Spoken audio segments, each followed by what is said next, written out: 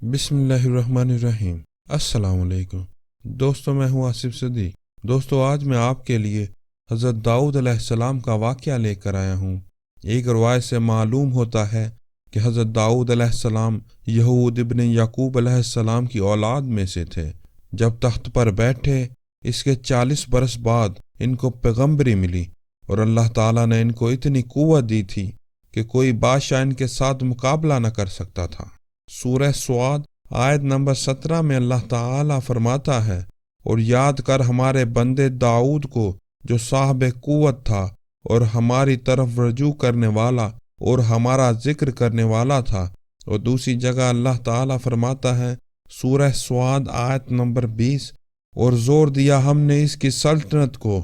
اور ہم نے اس کو حکمت بھی عطا کی اور فیصلہ کرنے والی بات کا ملکہ بھی دیا، اور اللہ رب العزت نے ان کو زمین کا خلیفہ بنایا، جیسا کہ اللہ تعالیٰ فرماتا ہے سورہ سعد آیت نمبر 26، اے داؤد، تحقیق ہم نے کیا ہے کہ تجھ کو خلیفہ زمین میں، پس تو حکم کر درمیان لوگوں کے حق کے ساتھ، اور اپنی خواہشات نفسانی کی پیروی مت کر۔ اگر تم نے ایسا کیا تو یقیناً تجھ کو گمراہ کر دیوے گی خدا کی راہ سے۔ اللہ تعالیٰ نے ان کو ایسا خوش آواز کیا تھا، یعنی جب وہ اپنی آسمانی کتاب زبور کو پڑھتے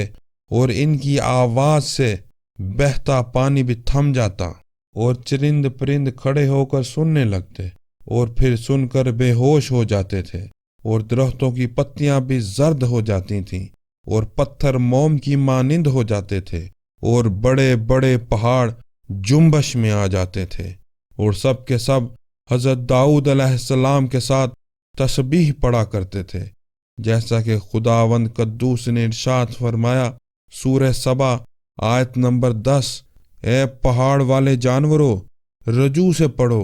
اور تسبیح کرو،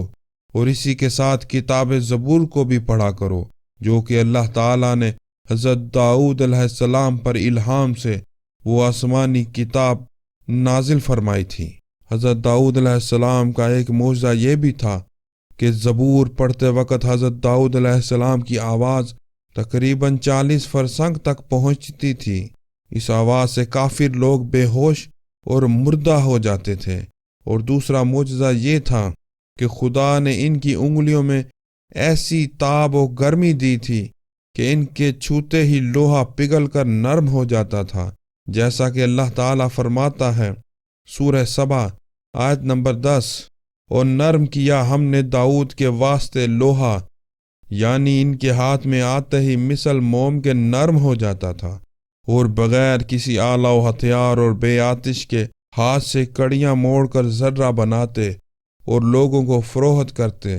اور دیگر لوگ آگ میں تپا کر کڑیاں بناتے تھے۔ ایک روایت میں ہے کہ لوہے کی ذرہ پہلے انہوں نے ہی ایجاد کی، جیسا کہ اللہ تعالیٰ فرماتا ہے سورہ الانبیاء آیت نمبر 80، اور سکھائی ہم نے کاریگری اور بنایا ایک قسم کا پہناؤ تمہارا، تاکہ بچاوے تم کو لڑائی سے۔ اور ایک ذرہ اس وقت 400 درہم میں فروخت ہوتی تھی، اور ان کا یہ معمول تھا کہ وہ 200 درہم درویشوں محتاجوں کو دے دیتے تھے، اور 100 درہم اپنے اقارب کو دیتے،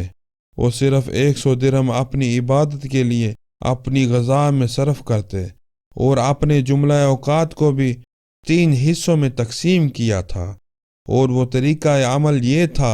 کہ چند روز عبادت الہی میں مصروف رہتے تھے، اور چند روز لوگوں کا انصاف کرتے تھے، اور چند روز اپنے کام میں مصروف رہتے تھے۔ یہ ان کی زندگی کا معمول بن چکا تھا۔